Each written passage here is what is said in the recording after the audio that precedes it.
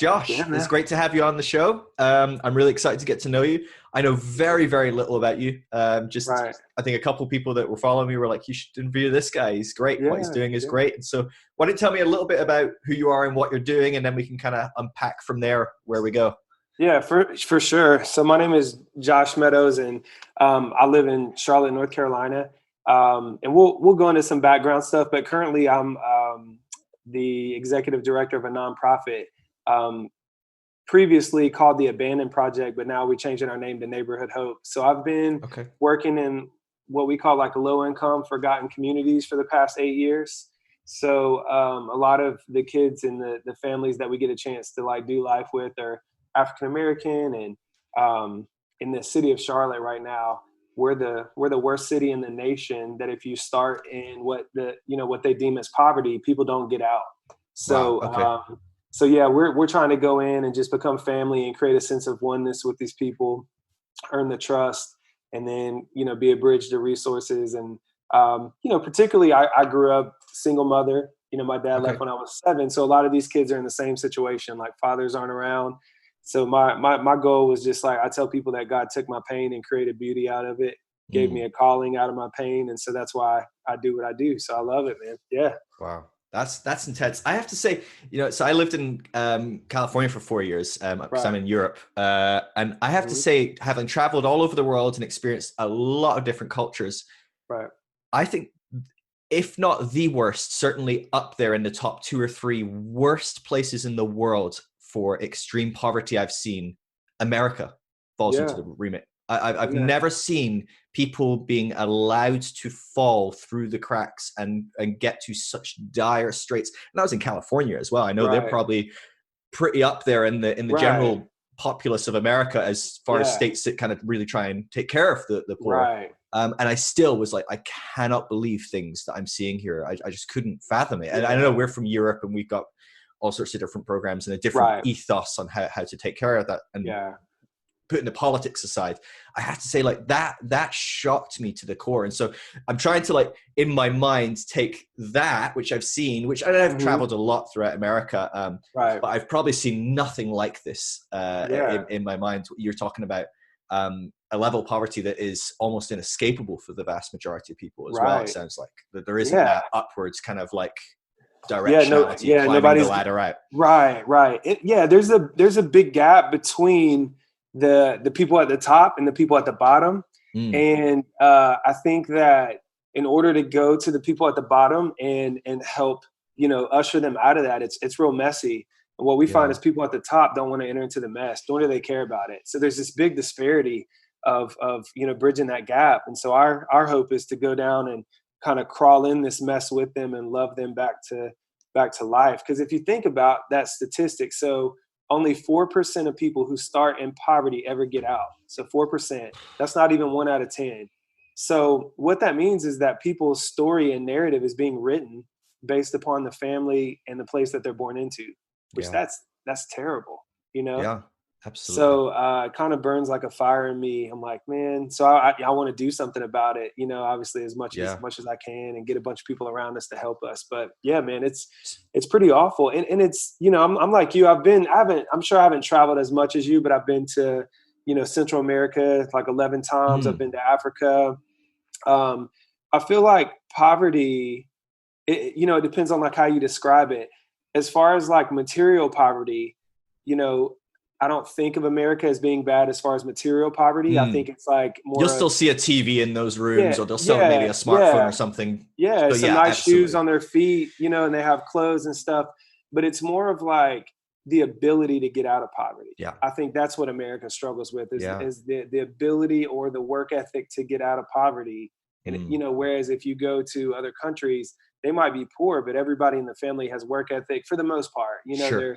They're Yeah, planting their own crops, and they're doing what they are, going to the market and selling vegetables or whatever just to take care of themselves. yeah, Whereas here, for some reason, you know, I'm not really big into politics, to be honest. It just pisses me off. sure. So I'm just like, whatever. But I'm just gonna go be the change. So I think Yeah, people here are allowed to be on poverty. It's like they are enabled to be on poverty, and that's what makes us poorer, so to say, Yeah. than other countries. You know, It's fascinating to me because one of the things that stood out to me about America that honestly I think is an incredibly beautiful thing is mm. the core thing running through all of society. It's just hammered into you guys when you're young, and that is you're amazing. You can make whatever you want of the world. You can become an incredible, awesome, great person, which, to be honest with you, that's not the narrative you particularly grew up with in Europe. I mean, we have some of that, but generally speaking in Europe, it's like, dude, don't stick your head up above the parapets or we're going to cut it off. Yeah. Right. And that's not entirely true. We still love our celebrities and different things like Right. that as well, as much as we crucify them. You know, there's a Right. whole mix in there. Yeah. But it feels in America, there is this thing of like, you teach your kids, look, you can become anything you want to be. You can become a Right. great person. You can become the next big basketball player. You can become Right. the next Bill Gates. You can become the next, you know, Barack Obama or President Trump or whatever, you know. But I think what to me stood out was the disconnect behind that narrative. So the Right. narrative is there of you can be anything, but Right. actually very few places have I seen systems in place that make sure that isn't true for the vast majority of people. Right. So you do see things that are very systemic, like the rich get richer, the educated continue to be educated, Right. whatever, the fatherless continue to be fatherless, the Yeah. poor continue to be poor. There's these cycles, there's these things in place, you know, that Yeah. don't seem to be able to facilitate that drive of the American heartbeat, which I think is a Right. beautiful thing. Yeah. You know, the pursuit of happiness, the pursuit of Right. all these amazing things, Yeah. and yet it's really tough to break out of those systemic issues like you're talking about. Like, Yeah. it's just crazy to me that percentage, Yeah. 4%. I'm just like, God, that's like Yeah.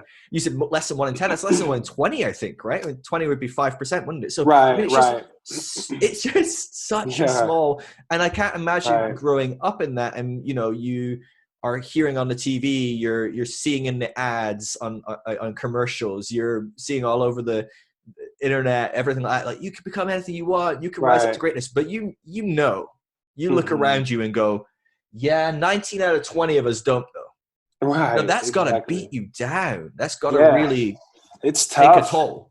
Well, and then a lot of times if you look at patterns, right, people follow the money. And so like particularly in the African American culture, where is the money? It's with athletes, it's with the music industry, and particularly like rappers. And so a lot of kids, it's like, those are my two options if I want to get rich. It's like, Right.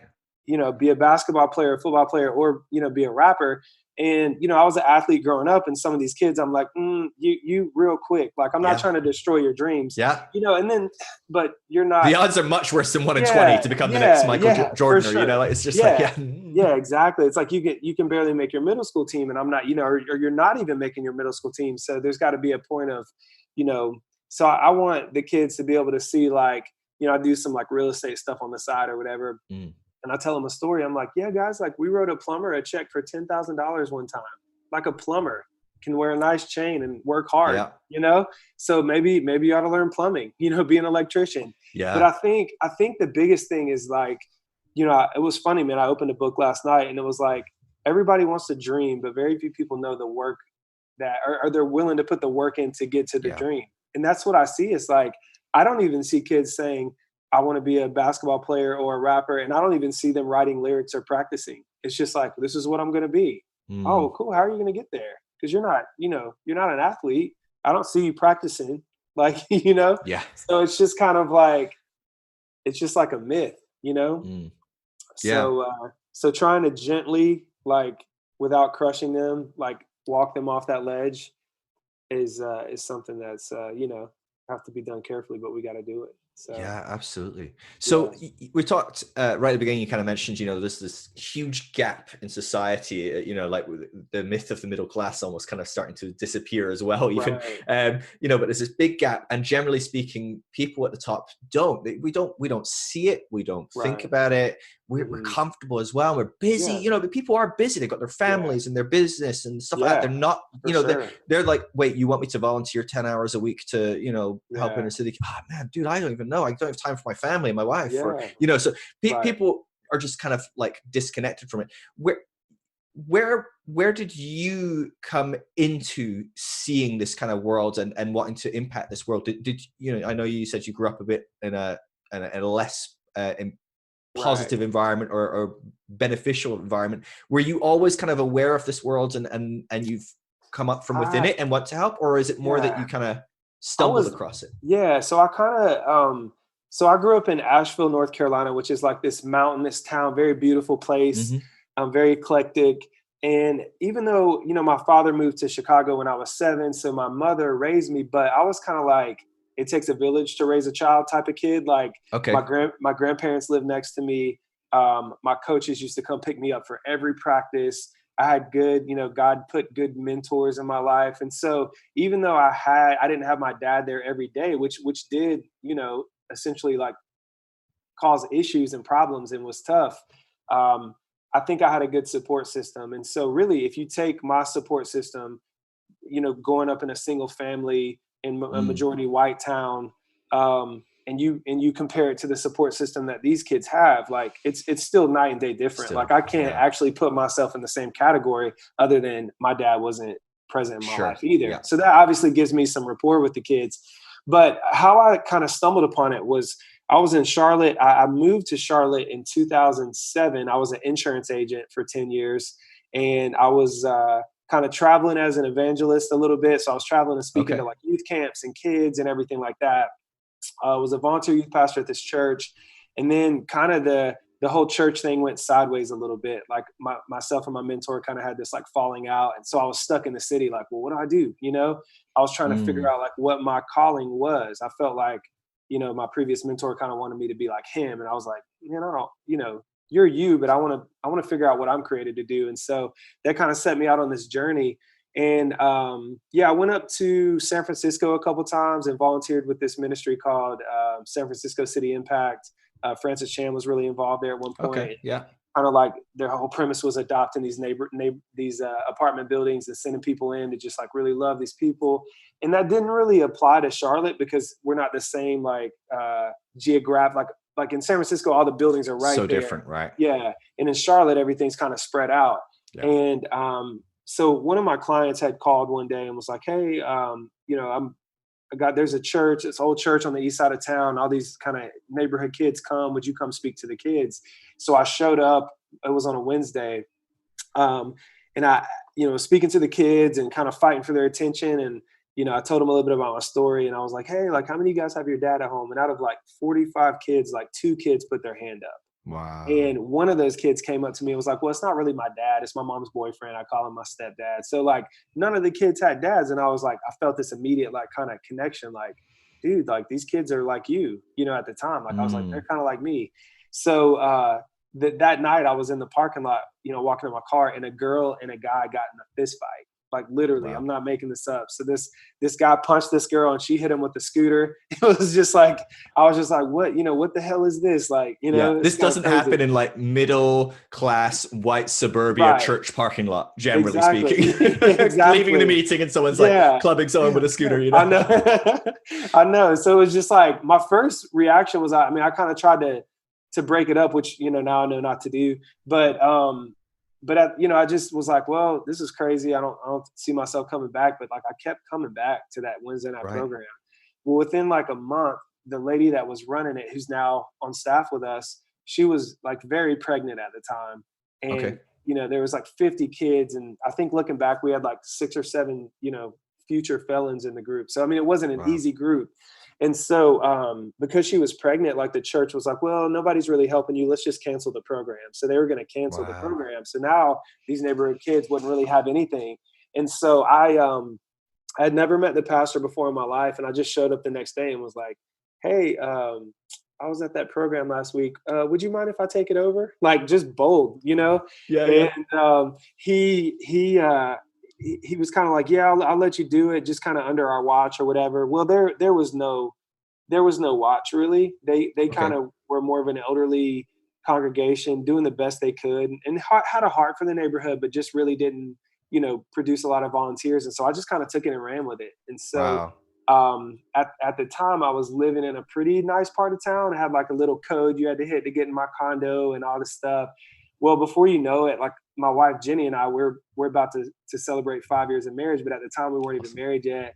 And I was like, hey, look, if as I got to know the kids more, I think I began to get my phone number out, and they began to call me. I begin to take them to Back get and forth. yeah, haircuts and school supplies and go to games. And but I ended up finding a little house to rent in the neighborhood where the kids lived, because they're low income housing. I couldn't physically move; they wouldn't let me. I guess because I made too much money, but I found a house down the road, and so now all of a sudden I have a low income apartment complex in my backyard, across the street, one down the road. So I moved in, and that's kind of what really set me on my journey, because I began to understand like culture, like why do these cycles exist? Why aren't dads around? Why Mm. why do the kids handle conflict the way they do? And so I began to learn the culture, which I think was the best thing I could have ever done, was just to come close, to the Yeah, kids. So absolutely. yeah, so that was kind of crazy, because like we got, not a big deal. It wasn't the worst neighborhood in Charlotte, like by any means, but like we got our house broken into, and my neighbor guy across the street we had two houses on the street that were bad, both across from my house. Mm. One was a drug dealer, one was a meth lab. So then the meth lab got busted up, and the drug dealer got shot in his front yard. And so it was just like, Yeah. everybody's like, you should leave. And we're like, oh, we're actually safer now. Like, we Yeah, yeah. just We were safer before stayed. we had this Yeah, than when we exactly. had that. Yeah. Right, for sure. So Wow. yeah, so I ended up just kind of moving in and coming close. So Yeah, man, that sounds intense. I'm thinking of times in my life where I've been ripped out of a certain bubble that I've had, gone into a different world, and just experienced a different yeah, world. I just think of like just moving to America and going, oh, you yeah, guys think differently, you act differently, you right, you just have a different worldview, and I'm right, now looking at the world from a totally different angle, and it does right. look different, and there Yes, is different dynamics going on at play. Whereas when you're just watching it from afar, you can you have this offset, and maybe yeah, perspective does give you a certain lens that goes, oh, I can see things differently than you in a positive way. But I right. think there's an element of going in to a situation which you suddenly go, oh God, wow, I did not know. You Yeah, just realize that you're very right. um unaware of the Unaware. realities of things. And so Right. what were some of the ways that impacted you? Like I can imagine going from your bubble into this brand new bubble. Yeah. It kind of messed with your head a bit, maybe changed some of your preconceived notions, things like that. Would that be Yeah, fair for to say? sure. Yeah, absolutely.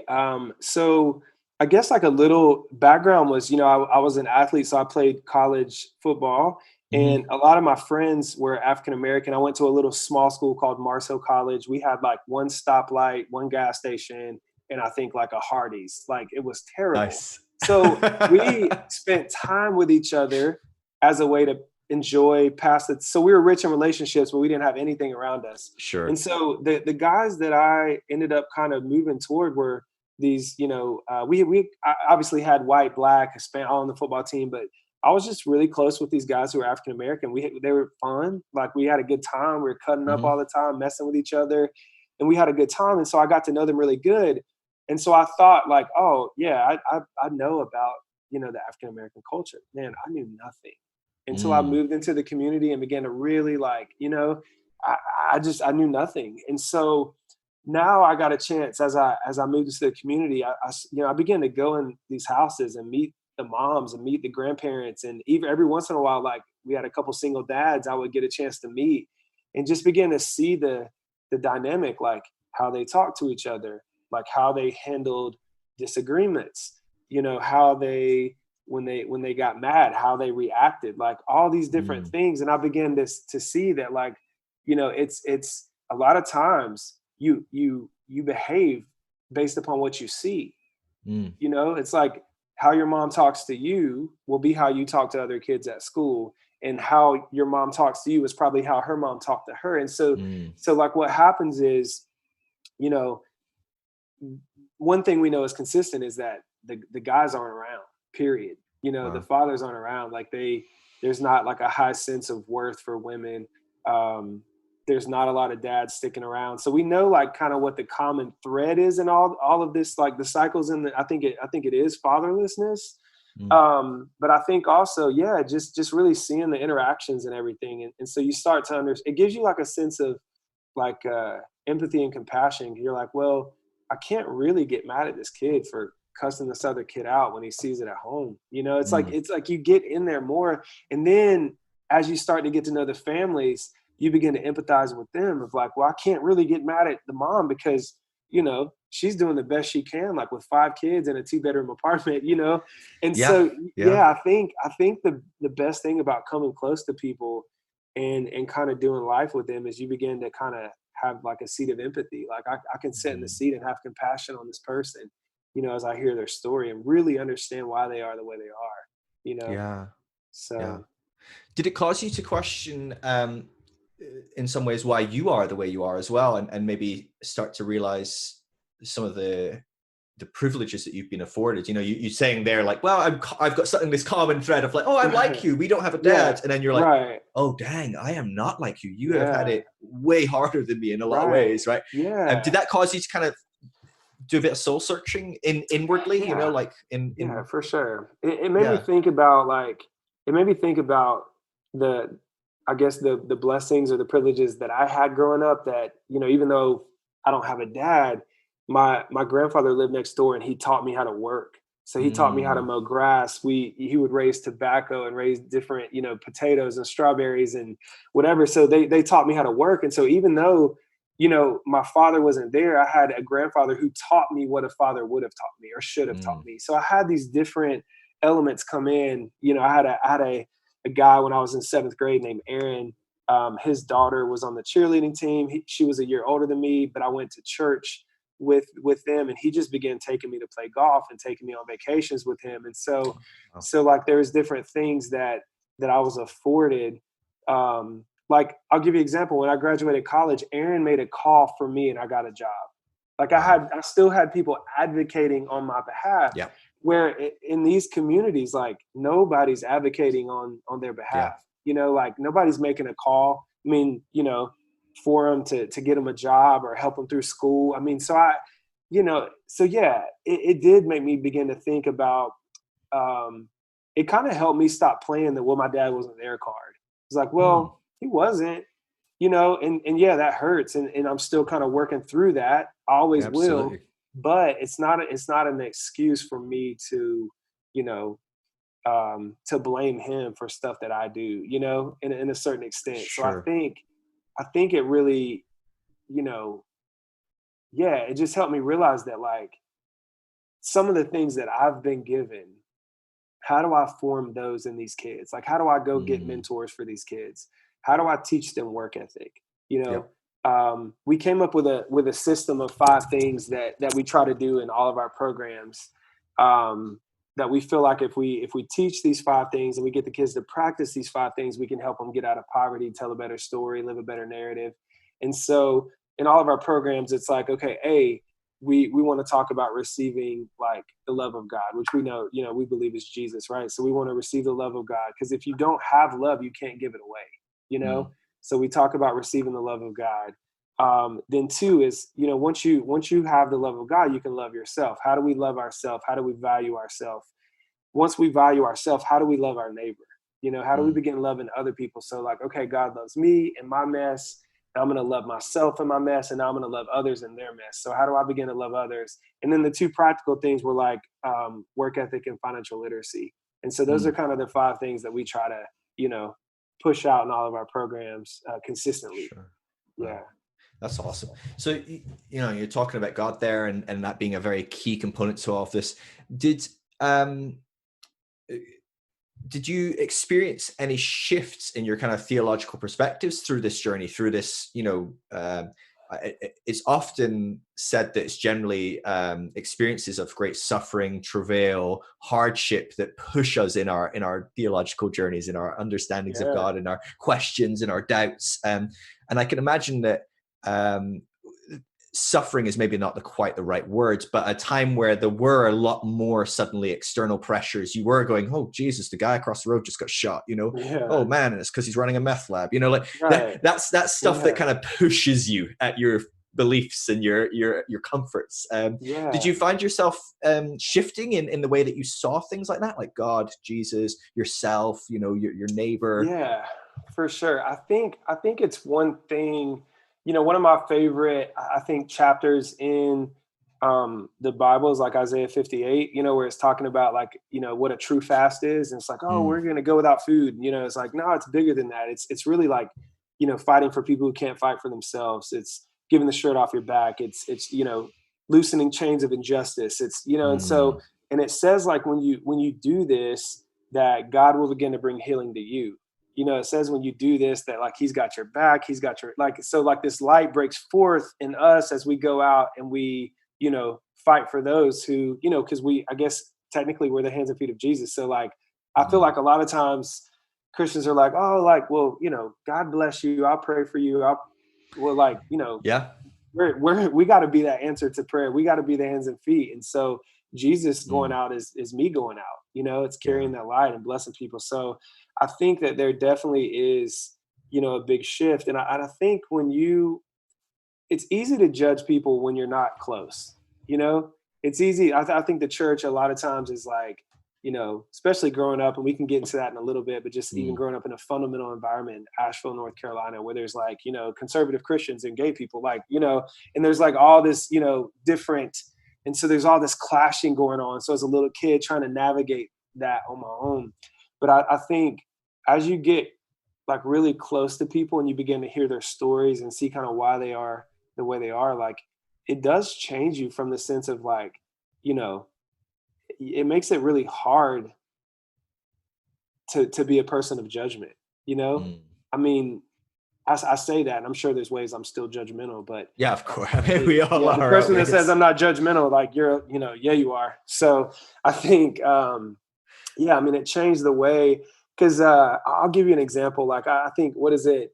It's Romans 1, where there's like this, kind of this whole chapter of like, you read it and you're like, oh my God, I'm the terrible person that like, is being talked about here in Romans 1, and you get to the bottom of it and it's like, now you who call yourself Christians, like, don't judge them, because when you judge, so I think as I begin to serve people and, walk in empathy and get close to them and have compassion for them, I realized that like sometimes God was, or Jesus was the hardest on people who were just sitting back judging mm, versus the ones who were truly broken and messy and trying to figure it out, yeah, So I think yeah, I think there's a absolutely. natural shift, when you begin to fight for broken people, and get messy. You're just reminded of like, okay, Josh, you're messy, Hmm. you're very messy. I love you. These people are very messy, and I love them. So you need to love them. And so it's just kind of like, yeah, it helps, man. It just puts you in a better place for sure. Sure, that sounds great. I think the world needs a lot more of that, right? I mean, we Yeah. talk about this all the time on this podcast and on all sorts of different Right. avenues, but like the Yeah. concept of Jesus going, hey, look at that person that you don't think much of. That's God, Right. right? I Yeah. mean, that's what he Yeah. literally said. He says, you go love Right. that person, you're loving Right. God. You ignore that Yeah. person, you're ignoring God. That Right. is God to you. Go do it. Right. Yeah. And it is that thing of, Yeah. it's really easy to step back and from a distance start judging, but the more we start engaging with that concept, it's very, very, you got to be on a pretty high horse to start judging God, right? Right. That's Exactly. a real Yeah. high pedestal you've built for yourself. Yeah. I mean, And so it's yeah. interesting, man. Just that, I think was it Matthew 26 or 28, or, I'm not by any Mm, means a biblical scholar. I think I try to filter everything through Jesus, and it's, when you do that, it's more simple. There's a mm, lot of stuff I don't know.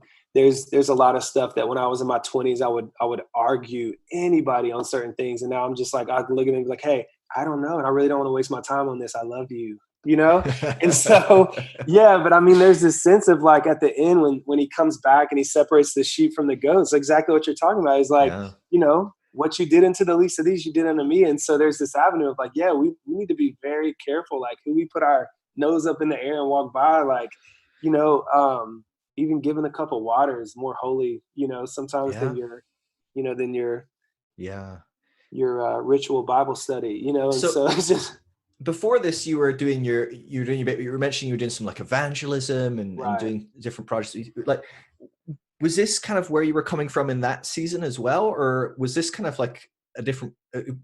Talk me through some of your kind of raised fundamental, Yeah. in quite a fundamental kind of concept of Christianity. Mhm. You've obviously come quite a far Right. journey from there. Yeah. We're all on some sort of journey Yes. somewhere on the spectrum, I'm sure. Right.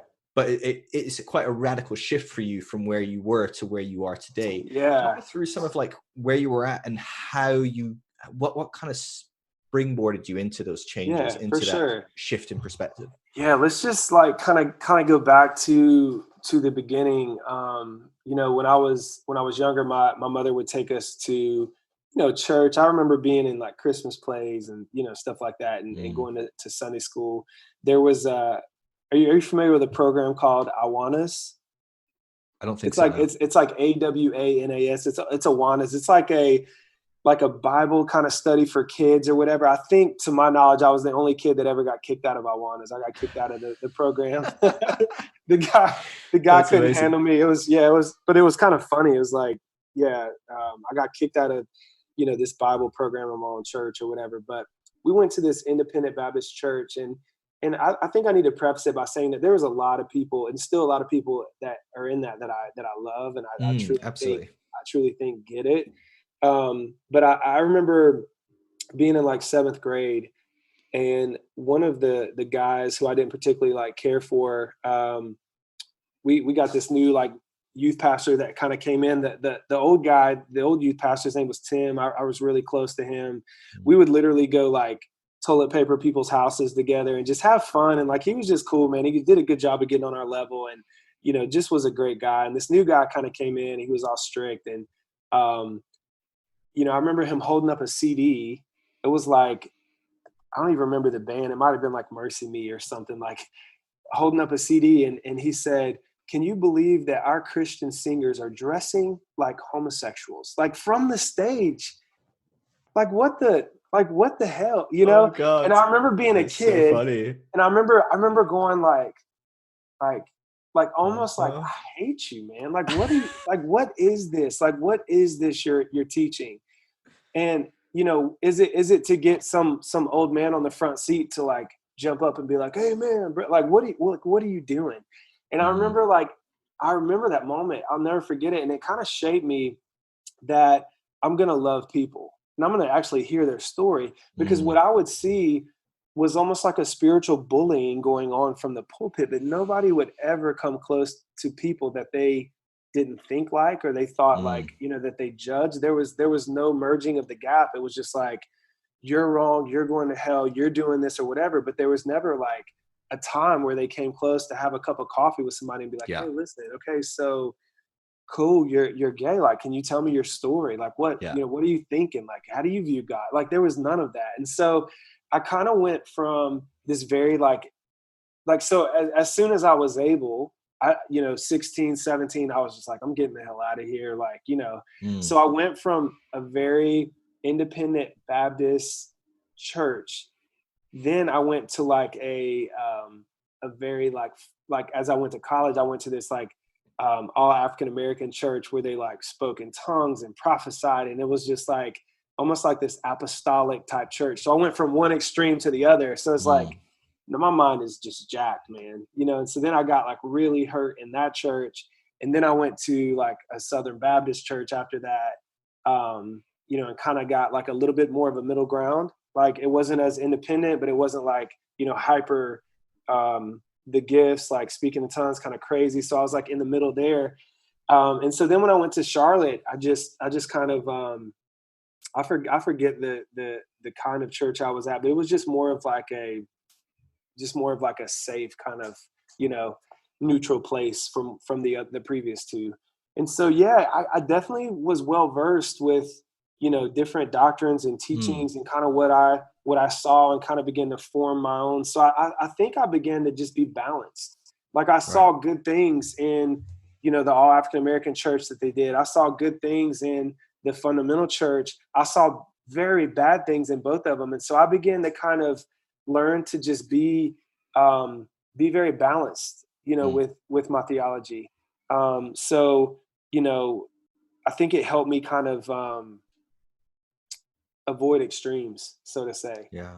No, And it's a so really healthy gift to be able to look at things and go, well, very few things in this life are so black and white as we want them to Right. be. And Right. so you probably have some good stuff for me, and you probably have some really unhealthy stuff, and you Yeah. probably have some good stuff, and I'm probably Right. some healthy. Um, and hopefully Absolutely. as well that also allows us to look in the mirror and go, and I probably have some good stuff, and I probably Yeah. have some unhealthy stuff I've still got to figure Exactly. out. Yeah, for Um, sure. but I feel like that's a big step for most people. I think a huge amount of our society doesn't see things like that. They do see it much more black and white, and they do see Right. my group has it right, that group has it wrong. Yeah. That Yeah. my denomination is the only one that's going to end up in heaven, kind of thing. Or Right. not quite, Yeah. but they'll be at the front. Or, Right. Yeah. um, Exactly. so that sounds like you. It's interesting. There's a study recently that was put out asking people from the age of 18 to 30 that left church, and it Mm. asked them, when did you decide to leave church? And 70% of them said they decided before they were 14. Mm. And it's fascinating, just what you were saying there, of like you were almost like champing at a bit, waiting to Right. turn 16, 17, whatever age you were allowed to go. But as soon as you're Yeah. like, okay, I'm not holding you here, you were like, okay, where can I try something else? Yeah.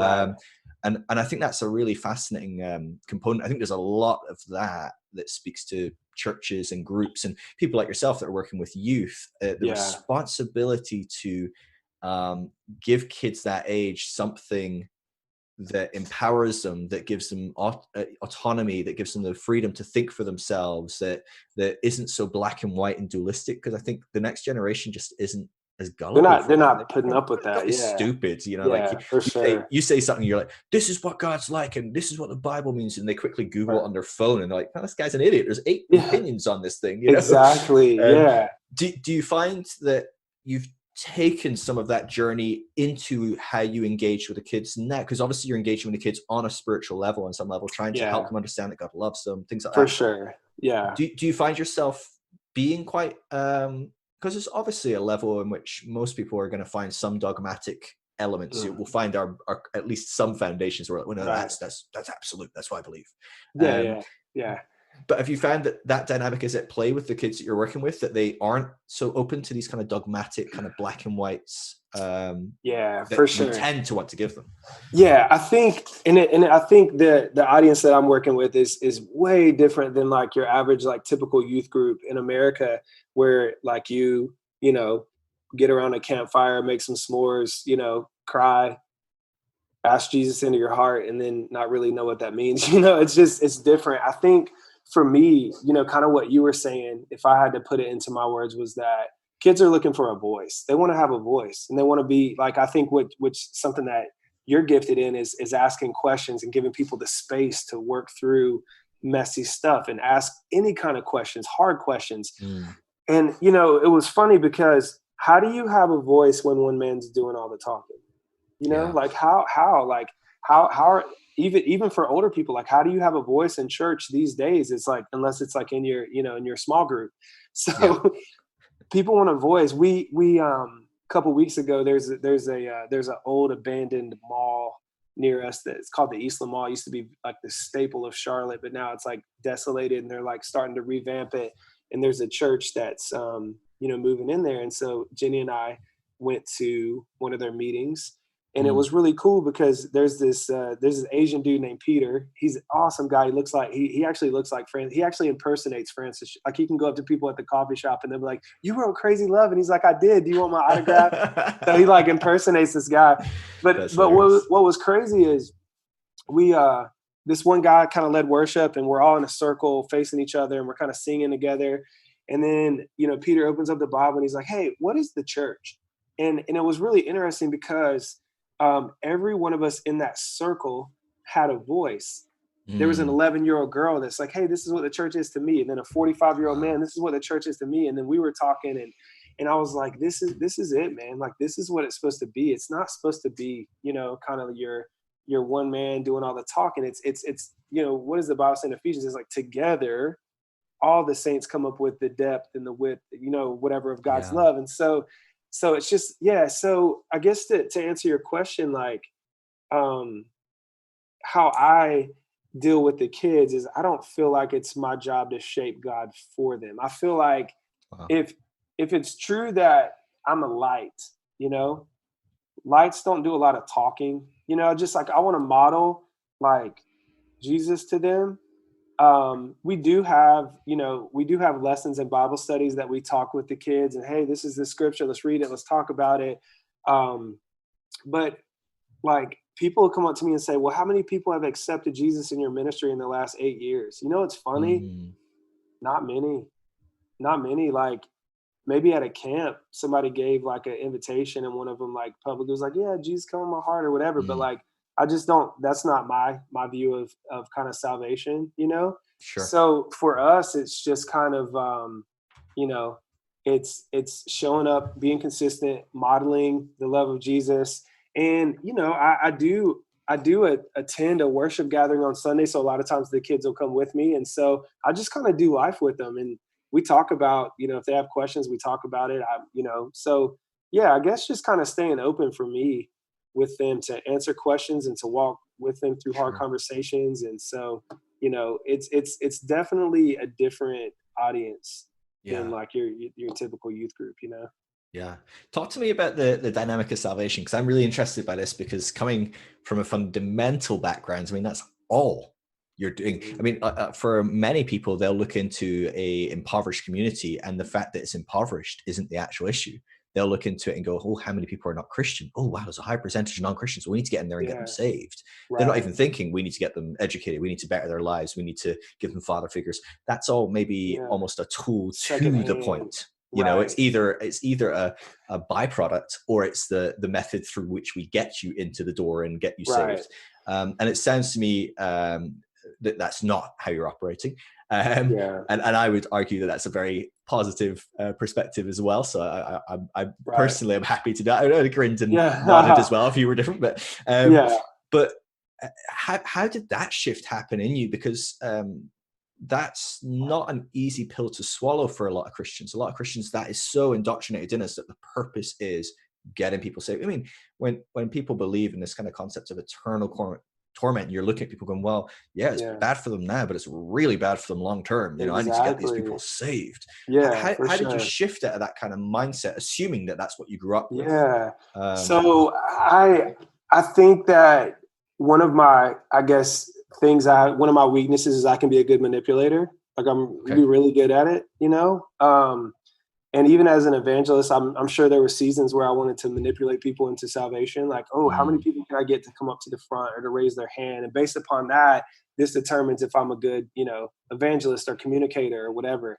mm, And I think that you just have to be careful having, you know, motives. Um, yeah. I think also that, you know, there's a passage in the Bible where basically it says, hey, don't just, you know, if somebody's in need, don't just pray for them, meet their need. And so salvation, you know, on one hand, I know that the scriptures is like anybody who can, you know, confesses with their mouth and believes in their heart that Jesus is Lord will be saved. But I think that the aspect that I grew up with that I wanted to get away from was this avenue of fear. Like, Mm, why, if God is love, if that's his very nature, if that's his greatest attribute, why do we lead with fear? And you know what in us causes us to want to feel like we have to scare people. mm, So if me getting them to heaven is scaring them with hell, then they don't realize the beauty of the yeah. kingdom and the beauty of love. And so why would I lead with the lesser part, Yeah. you know, to get people into the kingdom versus, you know, if they truly grasp how much they're loved by a heavenly father, if they Mm, truly grasp how much God loves them and chases them even in the midst of their mess, to me, that's good news. Not, mm, oh shit, I'm gonna go to hell if I don't pray this yeah. prayer, you know? And it caused me when I was younger, man, if we're in heaven for praying the prayer, bro, I'm good. I did it a lot when I was younger, you know? Yeah, I Oh covered my man, bases a lot when I was growing up. exactly. Yeah, I did that as well.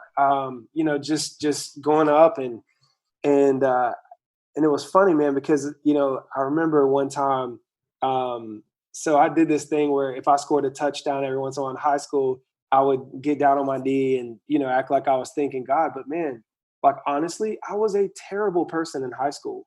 Mm, Terrible. Like I treated people like crap. I wasn't good. I look back and I'm like, man, I wish I could just go back and love like people like I know now, like really love Yeah. people, you know? And so I was terrible, but I remember like my pastor would pull me up on stage and be like, there's godly men out here playing sports that love Jesus. And I'm thinking like, man, I just slept Yeah, with if only somebody you last knew. night, you know, like, yeah. So so yeah, I mean, but I prayed the prayer, you know, and so I think seeing the inconsistencies in my own life and the breakdown of that doctrine of like, you know, just and I really meant it, man. Like when I went up Mm, there, I really wanted, you know, God to kind of come in my heart. But I only wanted him for heaven. I really didn't want him, you know, for his love or for his relationship with him. I just kind of wanted his benefit, you know? mm, And so really mm, like I was trying to use God by that theory of, you know, pray a prayer and you get salvation. And I was missing the purpose that he loved me and he wanted to walk with me and he wanted to showcase himself through me, you know? mm. Yeah. So so yeah, man, that experienced that at an early age for sure. That's So really, really cool. Yeah. I think it's interesting how often we look back and we realize how much was getting whittled away when we were younger, we were questioning, yeah, but we just didn't have a framework or permission even to kind of explore some of those ideas or right. concepts. And so creating what you're doing there, creating room for people to have permission to think, to Yeah, be themselves, to yeah, question, to explore things like God and spirituality, but yeah, not having an express, here's a box you have to go get in. If you want to look at this stuff, you have to go in this box and stay in there. right. That just no one really wants to sign up for the box, and that's when you have to pull out hell, right? It's like, Yeah, look, okay, well, if you don't get in the box, here's what's going to happen. exactly, Which you don't exactly. see. There's Yeah, nowhere in the New Testament, all the apostles, all their outreaches, all their missions, everywhere they went, whenever they preached, not once did they ever mention hell or right. punishment. It Yeah, just wasn't part of their message. Their message right. was, hey, here's an amazing thing. And people Yeah, were like, that sounds good. yeah, for sure. And so it's just so on its head now, isn't it? In a sense, Mhm. I remember just dreading doing any kind of outreach or anything as a kid and as a young Yes. adult, just thinking, oh God, I feel sick. Because basically what you want me to do is go out onto the street or go to someone's house and tell them, hey, you're a really shit person. And God Yeah, really is disappointed in you, but he does love exactly. you. Right, So, you know, he loves you anyway, even though you're right. terrible. And so you Yeah, could accept that. But if you right. don't, you're going to burn forever. I was like, Yeah, this is a schizophrenic message that yeah, for I don't even know what to sure. do with Yeah. this. And so And and yeah, people that were honest, you know, people that were like, you know, didn't fall to the fear, they're kind of like, man, F that God. Like, you know, seriously. yeah, it's really crazy to think And I about, you agree know? with them, yeah, Yeah, screw that God. yeah, Like, yeah, I don't want anything to do with that at all. right. Yeah, No, that's beautiful. So yeah, man. one of the dynamics that really interests me, something I've become more and more aware of. I just had one of the last podcasts, a couple of podcasts ago, Mhm. 2, 3 podcasts ago. I had someone that was going through a great deconstruction of their faith and questioning a lot. And in the process of that, they realized that they were systemically very racist. Now, they were a person of color from Colombia who married a white person, now living in America, in the American world. But they've realized, oh my gosh, I'm racist. I don't know. Is it possible for me to be racist? Yeah, Like, yeah. this whole thing. I mean, talking to her, we had this great conversation. It's something I've been very aware of just how systemic my racism is. So Mm. it's not just that I know the things that are racist that you don't do, and I'm Right, relatively good at not doing those right, things. right, for sure. But there's so many things in our systems, in our culture that are explicitly racist. You can Yeah, look at certain things and go, this is stacked yeah, very much in favor of someone not being right. a color. If they could be Absolutely, white, yeah, that's the way it's going to go. yeah. It's things like, like, oh, they've got someone to call, someone to pull some strings, whatever, Mm. and all these things. So Yeah, there's something I've become very aware of. Talk to me about that dynamic, because I know you were saying, you had these black friends in college and things like yeah, that, and you were like, I understand this community and things like that. yeah. Is this something that you've been aware of? Because for me, in a sense, knowing what I know now about the fact that I've got so much implicit racist, racism, all the racisms that are in me that I don't know yet about yet, because Mm. you can't beat someone up for that stuff. That's just Yeah, part of what they've been built right. into. And it's Mm. only when you realize it becomes an explicit racism that you're like, oh, I'll stop doing that, or I'll work on it. Absolutely. But it's scary how much is in me that I'm like, oh gosh, I Yes. still discover. Yeah, I'm intrigued, for me, knowing that and going, gosh, I probably still have a long journey to go on. right. Um, I would be terrified going into this you sharing the concept of what you do. I'd be like, Yeah. my gosh, I am like not at all braced for this. I don't want to go in and be the white guy that's like, super Yeah. unaware of how I'm offending people, or like, am I just being a white savior? I don't know if you've kind of heard that Yeah. term a lot. Yeah, for sure. Yeah. And I follow Yeah. accounts on that, and I'm constantly learning. I'm wondering Right. if that's something that you've had to navigate or try and traverse, because Yeah. from an external perspective, I can look in and go, oh yeah, the white guy going in to save the black kids. Yeah, for Yeah. sure. And I'm like, that's Absolutely. such a trope, and it can actually be part of the problem sometimes, I think, Yeah, potentially. So absolutely. how do you navigate that? How have you processed Yeah. that kind of stuff? Well, this will be interesting. I think first off, my son is African American. So my Okay. wife and I adopted my son. He's 15 months old now, but we got him when he was 2 months. Crazy story. Supposed to get him when he was born. Mom changed her mind, called us back 2 months later. And so I think for people listening, like, realize that my son is black. And so I'm going to be very honest and candid. I think this is a good point of discussion. We all have racism in us. I think if the first key is to recognize it. And we, here in America, I don't know about there, but we tend to just make it black and white. But there's so many other races that, you've heard the Hispanic jokes or the Russian jokes or whatever. Growing up, we had this street that people would just kind of cruise around. It was called Patton Avenue, and the Russian guys had a bad rap for like beating people up. And so it's just like, I grew up thinking, oh, like Russians, they beat people up or whatever, so like we all have racism. But here's the thing. I think in the beginning, whenever you step in to do something, even if it's by faith, even if you're doing something good, you're going to start off a lot of times as probably part of the problem. You're going to start off doing it wrong. You're going to start off with the white savior complex. You're going to start off spending more time enabling people. For example, like when I first started working in the neighborhoods, if kids came up and said, Mr. Josh, let me get $1. If I had $1, I would give it to them. And now 8 years later, I'm going, hey, little kid, you're asking me the wrong question. You need to ask me, how do I make $1? Because if I teach you how to make $1, you can leave me the hell alone and stop asking me for money. So like, and so you begin to evolve. But here's the thing. I have battled more with racism since I've been working with the African American community than I did before. And you're like, well, why? Okay. I deal with very hurt people who some of them have never been cared for. Okay. Because they've never been cared for, that means that a lot of times they don't care for me. That means that I've been in situations, man, where I've been disrespected, cussed out. I've been in situations where hurt people have hurt me, and so I have to be careful, because if you're not cared for growing up, it leaks into every area of your life. How you drive, how you talk to people. And so like if I'm in traffic and, an African American person just cuts me off and doesn't act like I exist, there's this notion of me to be like, man, you whatever, like I get offended or I get angry in that moment. And I'm like, man, that's typical, And so like I see a counselor to battle with that and to like work through that.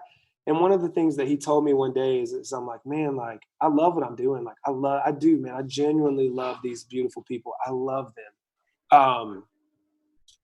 But I get offended when they hurt me. One of the things he told me is like, Josh, it's not about you.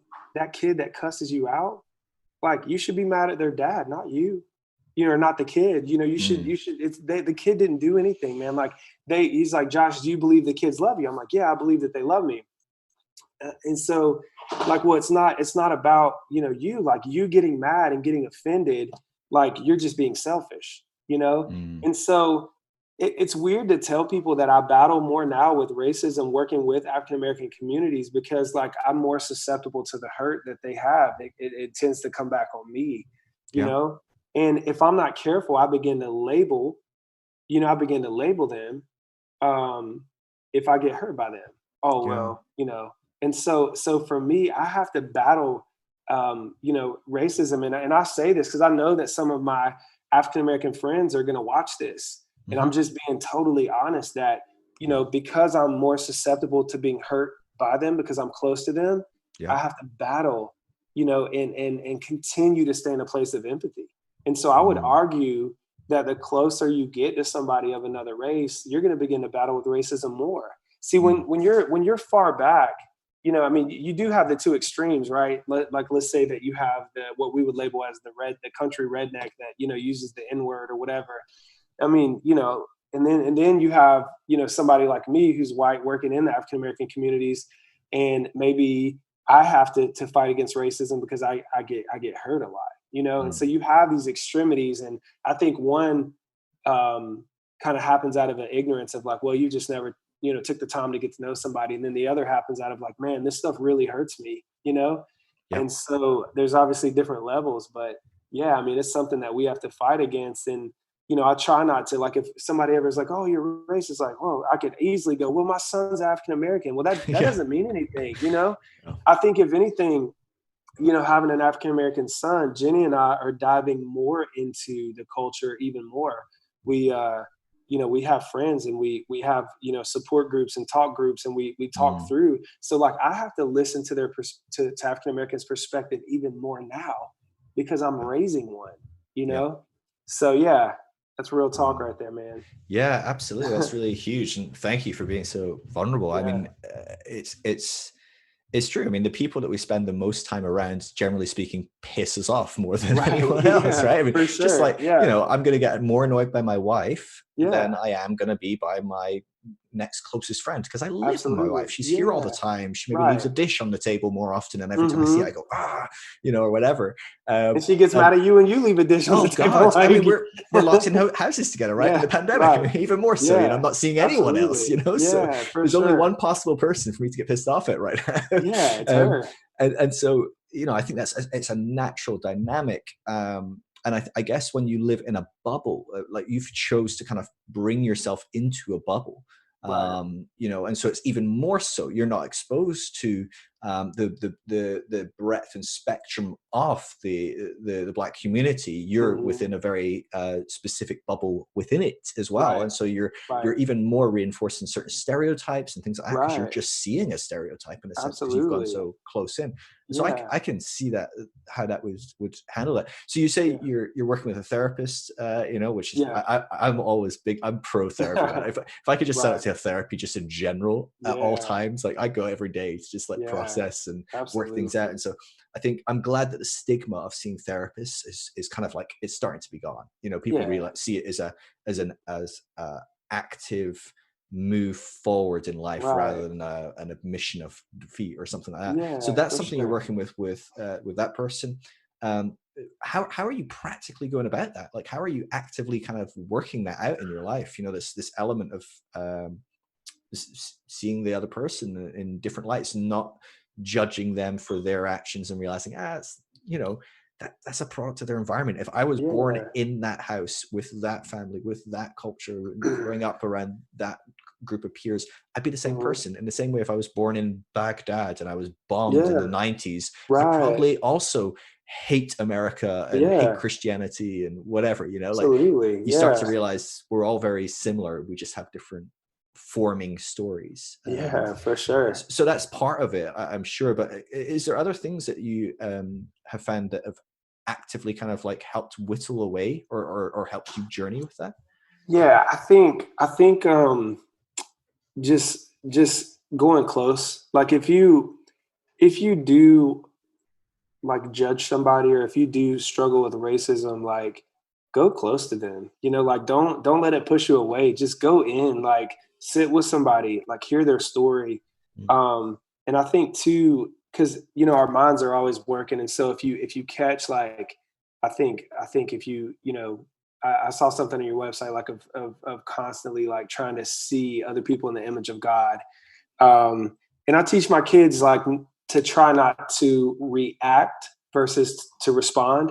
And so I have to do the same thing. Like, it might be taking a walk and be like, okay, that thought that I just had was really bad. So God, like, you know, help me work through this. So processing, you know, thoughts, and really just coming close to the people as well. You know, We there's a guy in Los Angeles, Father Greg Boyle. I don't know if you've heard of him, Hmm. but I love him, man. I love kind of his theory on things, and one of the things he talks about is oneness. Don't, if you're a nonprofit, don't look at yourself as the service provider and they're the service recipient. Like that's arrogant, man. Like you just become one with people. Like treat them as if, see them as family, which we really are, Hmm. right? See each other as family. And, family are going to have scuffs. There's going to be things like you said. My wife, we got in a fight yesterday. We're good, but that Yeah. stuff happens. But I think just kind of coming close is the Mm. best thing that we have done and that we could ever do, is just looking at people as family and not like a project or you have to Yeah. fix them. Yeah. So yeah, that helps. I think when you get close to people and you begin to hear their story and develop empathy, like you just begin to love, like genuinely love people. Yeah. So I think that helps. But yeah, and I'm sure like the person that cut me off in traffic, like if I sat down with them, I would I would love them. It's just we're just Yeah. so selfish. I mean, racism comes from selfishness. We're just Mm. selfish. We're shallow. Um, so I think like with anything in life, if you lean into that versus like just taking your negative thought and running with it, if you begin to lean and move toward the thing that you judge, goodness can come out of it. Mm. That's So beautiful. Yeah. And I think it just speaks more about us generally than other people as well. Like, you get cut right. off in traffic and generally speaking, you're speaking out of fear because you just shat yourself. You just thought, oh my Yeah. God, I'm going to die. Someone's about to hit me with a Yeah. car, or, like Right. you freak out. And, Yeah. and so it's this rise of fear that like Yeah. allows us to go into all sorts of negative Right. things. But the thing is, if they'd like cut off the car, 3 cars in front and there was no risk of accident, you might have still gone, oh, what an idiot. But like, you Yeah. wouldn't have been aggressive. You wouldn't have got angry, Right. so it's so Exactly. much more about like how what we're dealing with in our own Yeah. internal kind of worlds and dealing with, Yeah. and how we respond to that. Like you're saying, not Yeah. reacting, but like just Yeah. go, okay, let me process. Okay, it's Yeah. fine. We're all here. We're all safe. They've got their Yeah. journey. Maybe they're running late. Maybe there was a bunny they were swerving to avoid. I don't Hmm. know. Yeah. um, For sure. yeah, it's For fascinating. me, yeah, and for me, it's like, I know this sucks admitting, but for me, it's like a feeling of I don't matter. Like, oh, you cut me off. Like, oh, you don't Mm, see me. Like, it's like this. I feel like maybe some of it stems from just like abandonment wounds. Like growing up, like literally like watch my dad drive up in a car packed full of stuff to say, oh, I'm moving, and just drive off. So like there's kind of this thing of not feeling like you matter, like somebody yeah. leaving. It's kind of, so it's like, Yes. when you don't feel like you matter and then somebody else kind of reminds you of that, then it's kind of like this, oh, I don't matter. I'm in Mm, traffic too, just like, so it's so funny how it just comes from different places, within yeah. you. So yeah, just constantly, but I think, I know it sounds weird, man, but like it sounds churchy, but just there's every once in a while I'll be like, you know what, like I'm just gonna pray for that person right now. Like God Mm, bless them today. Like, you know what, you they cut me off, but bless them. Do something. Show, yeah. show Just yourself to shifting them. that perspective. Shifting that Yeah. perspective, and it sounds like like, oh, I'm trying to be super spiritual. It's like, nah, like this is an opportunity to do something good and pray for somebody, and like just God asks that you bless them. Because Mm. what does it say? It's like, bless those who hurt you, bless those who are your enemies, bless those who curse you. It's like just taking it to like another level. Yeah, So absolutely. That's so yeah, good. I So, do that 1% of the time, by the way. yeah, no, I, I, absolutely. I No. am a hypocrite. We all are. Yeah. That's funny. So let's just touch back, because I want to go right back to the beginning where we're talking about this kind of this concept of fatherlessness and Mm, how much of a key factor it is mm. in almost every area. I don't think this is even explicitly a race issue. I think Right. across the board, there's a great dearth of fathers in the family nucleus in Mm, America, in the West, and I yeah. don't know beyond that what other cultures Yeah. look like, but I know in the West Right. it's a massive issue, and there Yeah. is clear cut ties to worse education, higher arrests and Yeah. prison terms, gosh, so much stuff. Off the top of my head, I'm immediately drawing blanks. But I mean, I've seen lists of dozens and dozens of things with like, you know, and the percentages are huge, you know, huge amounts of like, you know, oh, people in prison, you know, 70% of them didn't have a father, or, you know, things like that. And I'm like, holy crap. Like, so, and I'm also loath to just pull statistics out and make a thing of it, because some of these are kind of chicken and egg scenarios as well, I think, to some degree. But what do you think is going to break this cycle? What do you think? Because I know that the glib kind of Christian response is just like, oh, well, we just need to return to traditional family values and get everyone to, you know, and that's, maybe there's a lot of truth in that to some degree. I don't mean traditional in the sense of just male and female, though. You know, for me, that's more expansive. But I do think there's maybe some truth to having you know, healthy whole families will change a lot of things. But that's also possibly very naive in a practical reality. I think the world we live in right now, families aren't always going to stay together. And honestly, that's sometimes a really, really, really good thing. Because the thing is, some of the fathers that stay beat the shit out of their wives. And they torment and traumatize their kids. And so, you know, I'm kind of glad you're not in the picture right now. You know, you go stand over there and get some help and heal up. We'll do our thing. So I think at times it's not always possible for that. So what do you think are some of the kind of key things? Obviously you guys this is your focus. You're intentionally trying to work on this. What do you see going, okay, this is practically, you mentioned like kind of financial training and you know, things like that, but what are some of the key things you're going, okay, this is what we can bring to these families that will shift the needle, try and reduce recidivism, will increase education, will, you know, reduce abuse and things like that. I think obviously the earlier that you begin to kind of walk with kids, the better. Because, you know, for like when me and my wife go into the neighborhood, we're probably one of the only married couples that spend the most time with them. You know, obviously there's other volunteers now and stuff like that. So I think letting, you know, I always say it's hard to be a man when you don't see a man, you know. It's kind of like, it's hard to catch a vision of a family unless you see like a family. So I think, you know, for them just to see like real families, like for them to see us, you know, love our son together, but then for them to see us get in a fight and then forgive each other, for them to just really be like, see like a family, I think is important.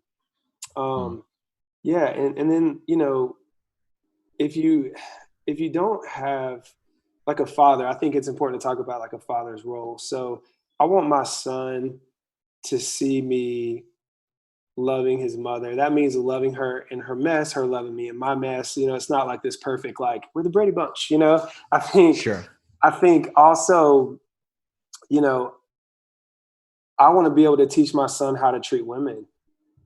I want to be able to him to be a better version of me. You know, I think if you don't see a family and you're a young man, and I always tell the kids, listen, like, I think there's this stigma that we only learn from people who do things the right way. But I think equally as powerful as we learn from people who do things the wrong way.